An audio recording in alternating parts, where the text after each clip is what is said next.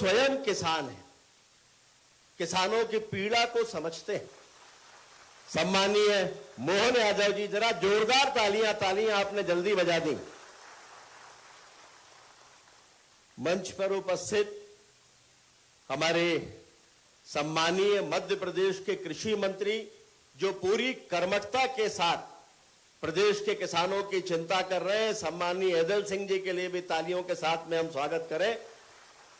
मंच पे विराजमान हमारे जबलपुर के महापौर आदरणीय जगत बहादुर अन्नू जी, मंचासीन हमारी सांसद आदरणीय बहन सुमित्रा जी, मंच पे विराजमान हमारे लोकप्रिय सांसद सम्मानीय आशीष जी, मंचासीन हमारे वरिष्ठ विधायक सम्मानीय अजय बिश्नोई जी, सम्मानीय अशोक रोहाणी जी, सम्मानीय अभिलाष जी, सम्मानीय संतोष जी, सम्मानीय नीरज जी, जिला पंचायत की अध्यक्ष बहन आशा जी, मंच पे विराजमान हमारे अध्यक्ष द्वय भाई रत्नेश जी, भाई राजकुमार जी और नगर निगम के अध्यक्ष भाई रिंकू जी, मंच पे विराजमान अधिकारीगण और मेरे सामने बैठे हुए हमारे इस क्षेत्र के सभी अन्नदाता किसान भाइयों, दोनों हाथ जोड़कर मैं आपको प्रणाम और नमन करता हूं।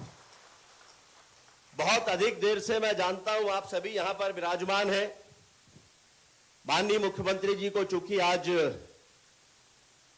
मीसाबंदियों के कार्यक्रम में भोपाल में रहना था, उसके बाद वे समय पर निकल गए, लेकिन मौसम खराब होने के कारण काफी देर तक एयरपोर्ट पर हवाई जहाज चक्कर लगाता रहा और ऐसा लग रहा था कि वे लैंड कर पाएंगे कि नहीं, लेकिन हमारे संवेदनशील मुख्यमंत्री जी ने कहा कि विमान वापस तो नहीं जाएगा, जितने चक्कर लगाना है लगाओ, लेकिन उतरेंगे हम जबलपुर में ही। मुझे कहते हुए खुशी है कि आज का ये जो कार्यक्रम है केवल ये कृषि का कार्यक्रम भर नहीं है, बल्कि हमारी पवित्र मां धरती और किसान भाइयों के बीच में हमारे बुजुर्गों के दिए गए ज्ञान का वो तादाद में है जिसे प्रवाहित हमारे ऋषि मुनियों ने हजारों साल पहले ही किया था। मेरे आज के इस कार्यक्रम की नींव उस समय रखी गई जब मैं गुजरात प्रवास पर गया था। मैं आदरणीय राज्यपाल जी से जब मिलने के लिए गया और जब वहां उनसे बात हुई तो मुझे लगा कि जैसे कोई साधक प्रकृति के साथ में संवाद कर रहा है और जिस गंभीरता के साथ में उन्होंने प्राकृतिक खेती के बारे में जानकारियां दी, मुझे लगा कि वर्षों पहले मैंने जैविक खेती पर यहां एक कार्यक्रम किया था। शायद उस समय पर मैं आचार्य जी से मिला होता तो वो प्राकृतिक खेती का ही कार्यक्रम होता, लेकिन उसी दिन ये तय कर लिया था कि प्राकृतिक खेती के लिए हम उन्हें आमंत्रित करेंगे और वे उसके बाद जबलपुर में पधारे। मैं हृदय की गहराइयों से उनके प्रति आभार प्रकट करता हूं। माननीय मुख्यमंत्री जी, उनका भी मैं आभारी इसलिए हूं कि यह उनकी उपस्थिति केवल कोई राजकीय उपस्थिति नहीं है, बल्कि यह प्रतिबद्धता है मध्य प्रदेश के किसान भाइयों के लिए, उनके भविष्य के लिए और आने वाली पीढ़ियों के लिए और आने वाले कल के भारत के लिए। माननीय प्रधानमंत्री जी ने लाल किले की प्राचीर से जब आह्वान किया था प्राकृतिक कृषि को लेकर, तब उस समय लोगों को लगता था कि यह कोई नई बात है, यह हमारी संस्कृति का हिस्सा है। और आज देश में 5 लाख से ज्यादा किसान प्राकृतिक खेती को अपना चुके हैं और हमें यह कहते हुए खुशी है कि इसी संकल्प को आगे बढ़ाने का काम आदरणीय आचार्य देवव्रत जी कर रहे हैं। हिमालय के पहाड़ों से लेकर और गुजरात के मैदानों तक प्राकृतिक खेती के बारे में न केवल वो जानकारी दे रहे हैं, बल्कि बड़ी संख्या में किसान प्रेरित होकर उसको अपना रहे हैं। मैंने आप सबके बैग में एक पुस्तक रखी है, आचार्य देवव्रत जी की लिखी हुई पुस्तक है। यह पुस्तक कोई सामान्य पुस्तक नहीं है, यह ज्ञान कोश है ये वो ज्ञान है जो हजारों साल पहले हमारे ऋषि मुनियों ने हमको दिया था। उसका एक छोटा सा उदाहरण मैं आपके सामने रखना चाहता हूं। उसी पुस्तक से मैंने पेज नंबर 37 से लिया है, जिसमें लिखा है कि जंगल के पेड़ को यूरिया कौन देता है, कीटनाशक का छिड़काव कौन करता है, उन्हें पानी कौन देता है, लेकिन जब समय आता है तब पेड़ फल से लद जाते हैं। जंगल के पेड़ के किसी भी पत्ते को तोड़ लीजिए और लैब में टेस्ट करा लीजिए, एक भी तत्व की कमी नहीं मिलती। जंगल में जो नियम काम करता है वही हमारे खेत में करना चाहिए, और यही है प्राकृतिक कृषि और प्राकृतिक कृषि का सिद्धांत। भारत में यह विचार कोई नया नहीं है। भारत सुजलाम सुफलाम था। यह कृषि विज्ञान की दृष्टि से उन्नत देश रहा है। इतिहास कहता है कि 9000 साल पहले भारत में जब अखंड भारत था, तब बलूचिस्तान को वहां के क्षेत्र में इस बात के प्रमाण मिले कि वहां बहुत उन्नत तरीके से खेती हुआ करती थी। और उसके पीछे कारण था, जो हमारे पुरखे थे वो जानते थे कि पंच महाभूतों का महत्व क्या है। पृथ्वी, जल, आकाश, वायु, अग्नि, ये पंच महाभूत ये प्रकृति के साथ तालमेल करके मानव के जीवन को किस तरह से प्रभावित करते हैं और कैसे ये कृषि का आधार बन सकते हैं। और इसीलिए इसी के आधार पर कृषि विज्ञान की रचना हुई थी। हमारे हजारों साल पहले ऋषि पाराशर हुए, उन्होंने लिखा कृषि पाराशर जैसा ग्रंथ। ऋषि सूरपाल हुए, उन्होंने लिखा वृक्षायुर्वेद। वराहमिहिर हुए, उन्होंने लिखा बृहद संहिता। आज विज्ञान जिस क्लाइमेट स्मार्ट एग्रीकल्चर की बात कर रहा है, महर्षि पाराशर हजारों वर्ष पूर्व ऋतु चक्र पर आधारित खेती की नींव रख चुके हैं। और उनका बड़ा स्पष्ट मानना था कि अगर हम मौसम का आकलन करें और वर्षा का आकलन करें, पूरे 2-3 दिन की वर्षा नहीं, पूरे वर्ष भर की वर्षा का आकलन अगर हम करें तो खेती बहुत बेहतर तरीके से हम कर सकते हैं। और उसके लिए पूरा वर्ष भर इंतजार करने की जरूरत नहीं। उन्होंने कहा था पौष के महीने में यानी पूस के महीने में केवल 30 दिन की जो हवा की गति है और उसकी दिशा, उसके आधार पर पूरे वर्ष भर की बारिश का पैटर्न हम विकसित कर सकते हैं।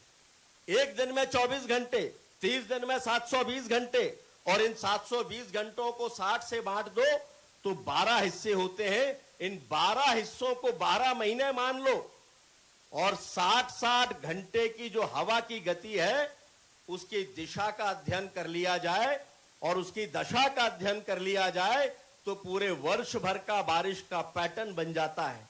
यानी पहले 60 घंटे जो 2.5 दिन के बराबर होते हैं, इसमें अगर हवा पश्चिम और उत्तर की दिशा में बह रही है तो उस साल के वर्षा काल के संबंधित महीने में पहले दिन ही बारिश होगी। कितना अद्भुत था ये हमारा कृषि विज्ञान।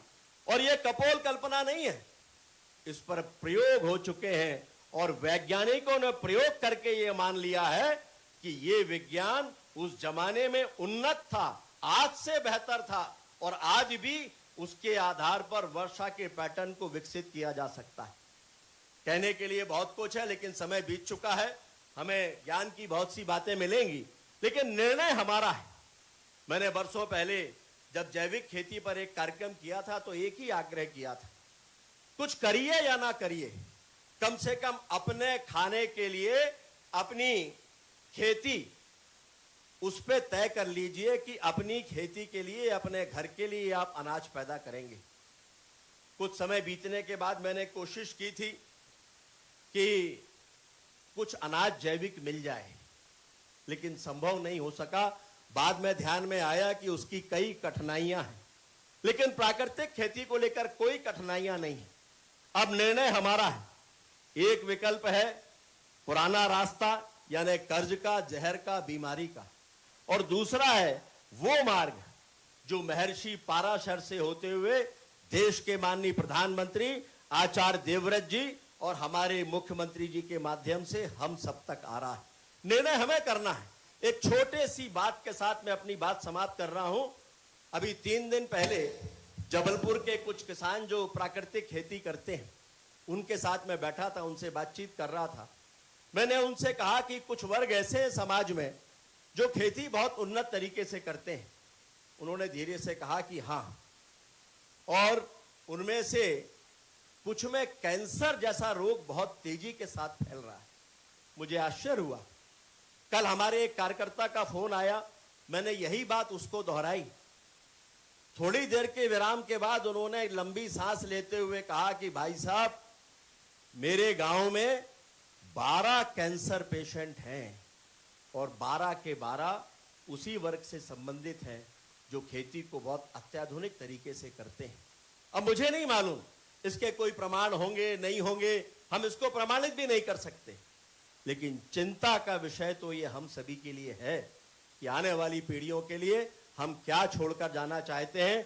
बहुत बड़ी संख्या में सभागार के बाहर भी एलईडी स्क्रीन के माध्यम से किसान भाई इसे सुन रहे हैं।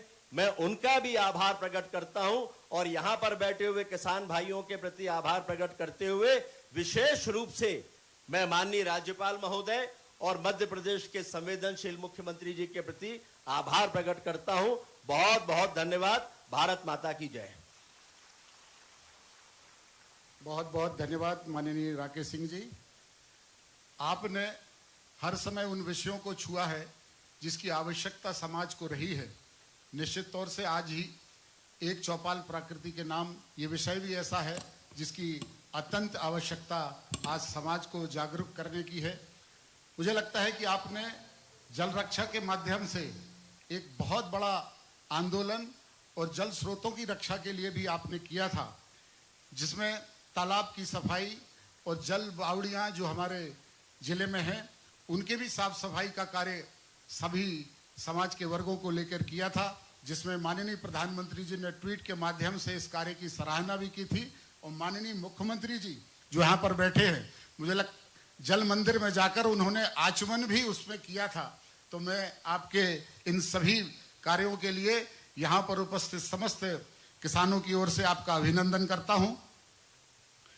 शिक्षा, स्वास्थ्य और संस्कार जिनके जीवन का उद्देश्य और लक्ष्य है, जिन्होंने जन्म से ही संस्कार का पान करके जीवन में उसे दृढ़ता से निभाया है, ऐसे श्री आचार्य देवव्रत जी हिंदी और इतिहास में स्नातक और स्नातकोत्तर हुए हैं। पौष्टिक संतुलित आहार, नियमित श्रम, व्यायाम और खेलकूद तथा प्राकृतिक चिकित्सा से स्वास्थ्य जीवन के समर्थक श्री आचार्य देवव्रत जी योग विज्ञान में डिप्लोमा रखते हैं।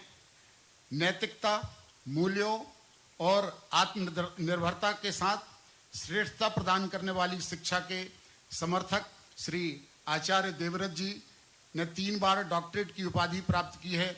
नेचुरोपैथी, योगिक साइंस और डॉक्टरेट श्री आचार्य देवव्रत